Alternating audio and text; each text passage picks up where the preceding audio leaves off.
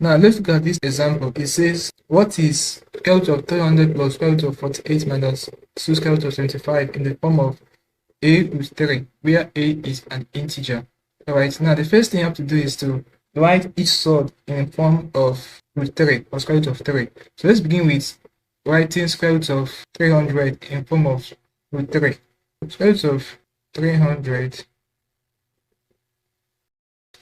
same thing as square root of 100 times 3.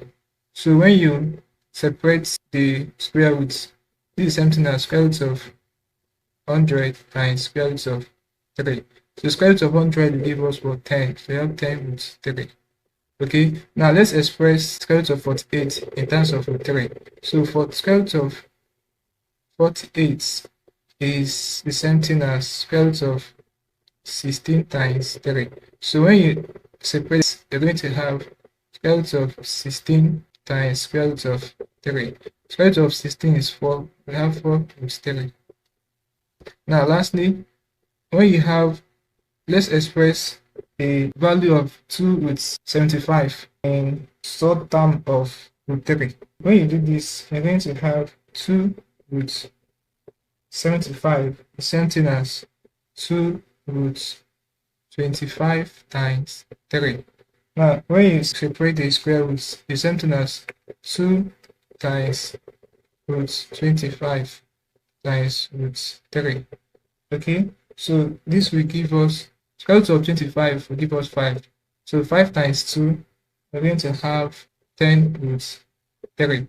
Now that we have written each surd in terms of root 3, finally, our answer, remember the question says, what is this expression in terms of a root 3, where a is an integer? So finally, we're going to write that square root of 300 plus square root of 48 minus 2 root 75 in the form of a root 3 is the same thing as, so you bring in this value we have expressed, something as 10 root 3 plus 4 root 3.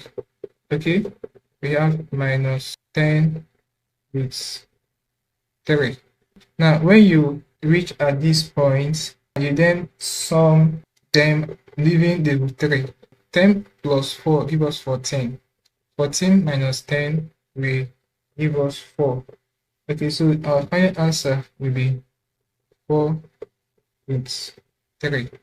Alright, so that will be our final answer to this question, where our a here will be 4, where our a is representing 4. So this is basically how you can solve this kind of problem.